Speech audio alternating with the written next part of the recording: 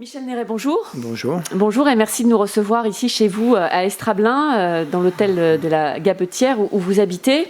Avant de parler de votre livre, Flic, qui vient de sortir chez Plomb, j'ai envie de vous demander comment allez-vous, Michel Néret ? Écoutez, pas trop mal. J'ai la santé et la liberté. J'ai appris avec mon expérience que c'était les deux paramètres essentiels dans une vie. La santé, évidemment, et la liberté, voilà, parce qu'on ne mesure pas le bien précieux que ça représente tant qu'on n'en a pas été privé. Moi, j'en ai été privé pendant 232 jours. Je peux vous garantir que la liberté, on l'apprécie beaucoup.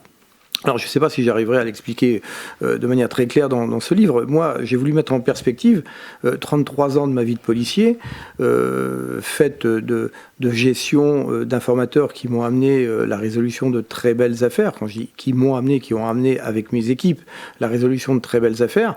Donc, c'est 32 ans de gestion que j'ai maîtrisé totalement et 6 mois de gestion de personnes pour lesquelles, effectivement, j'ai un peu dérivé, où j'ai pas respecté les règles de prudence, de lucidité qui étaient les miennes jusqu'à présent. Tout simplement parce que l'un des acteurs de ma chute est une personne avec laquelle, pendant des années, j'ai entretenu des relations très proches. Gilles Bénichou. Gilles Bénichou, qui n'était pas un informateur proprement dit, mais qui avait une telle connaissance du milieu lyonnais, aussi bien d'origine israélienne qu'arabe, que moi, j'apprenais beaucoup à son contact, à situer telle ou telle personne. Et ensuite, c'est lui qui me présente Stéphane Alzra. Stéphane Alzra, c'est effectivement quelqu'un qui est ressorti de la grande escroquerie internationale et avec lequel j'entretiens une relation qui est dans mon esprit une relation de policier informateur. Après, je me suis laissé un peu séduire. Hein. Je n'ai pas nié, m'être laissé un peu séduire par ce mode de vie assez facile, quoi. Et par certaines manifestations de luxe. Je ne l'ai pas caché, je l'ai reconnu, je l'assume, parce que j'assume ma condamnation. Et pour ça, j'ai été condamné, j'ai été révoqué, j'ai fait 8 mois de prison. Ça fait 5 ans que ma vie est entre parenthèses. Et je continue à payer ces erreurs-là.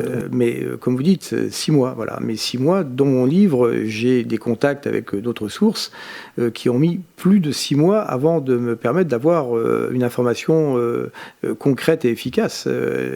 Donc j'ai fait sortir à plusieurs reprises de prison des personnes avec lesquelles on a noué des relations d'informateurs. Si au bout de 6 mois, le juge que j'avais contacté pour faire libérer tel ou tel m'avait posé la question, je lui aurais dit que j'avais aucun résultat et qu'on aurait pu être victime d'une escroquerie. Mais s'il m'avait posé la question 10 ans plus tard avec ces mêmes informateurs, je lui aurais sorti un dossier qui était riche d'une dizaine ou une quinzaine d'affaires de grand banditisme. Voilà. Donc la relation avec un informateur, c'est une relation de temps. Et le temps crée des liens personnels, affectifs. Voilà. Encore une fois, j'ai vécu toute ma vie de policier dans le culte du renseignement et la culture de l'informateur. Je suis intimement convaincu que sans les informateurs, les affaires de grand banditisme ou de grande délinquance organisée ne peuvent pas sortir. Ce n'est pas la police technique ou technologique qui va pouvoir permettre de sortir ces dossiers. Elle peut peut-être de temps en temps apporter une orientation, mais une orientation travaille sur ces individus-là qui ont une surface financière très importante, des moyens considérables qui font échec aux méthodes traditionnelles de la police.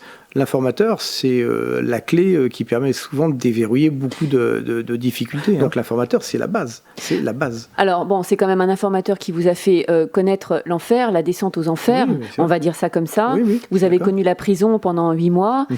Comment, alors qu'on a été adulé et qu'on se retrouve au fond du trou, que tout le monde vous tourne le dos, comment on réussit à s'en sortir ? Comment on fait pour être toujours là aujourd'hui, avec la pêche et l'envie de parler, de se raconter ?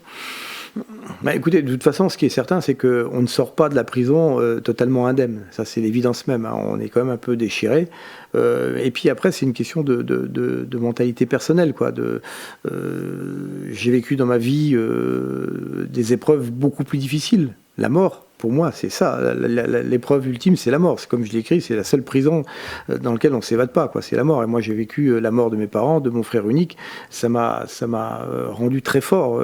Ça m'a permis, je pense, de passer cette période-là, parce que j'ai pensé souvent à mes parents en prison, et je me suis dit, bon, écoute, Michel, la prison, c'est pas une fin. Dans quelques temps, tu vas en sortir, il faut se reconstruire, quoi. Et puis maintenant, j'ai pris beaucoup de recul, j'ai tourné la page, et puis je vis d'une manière différente ma vie, quoi. Et vous vous regardez en face dans la glace? Oui, ça ne me pose aucun problème. Je me regarde en face dans ma glace et je regarde même la société en face dans les yeux et très franchement, je ne détourne pas les yeux. Michel Néret, merci beaucoup. Je vous en prie. Je vous remercie.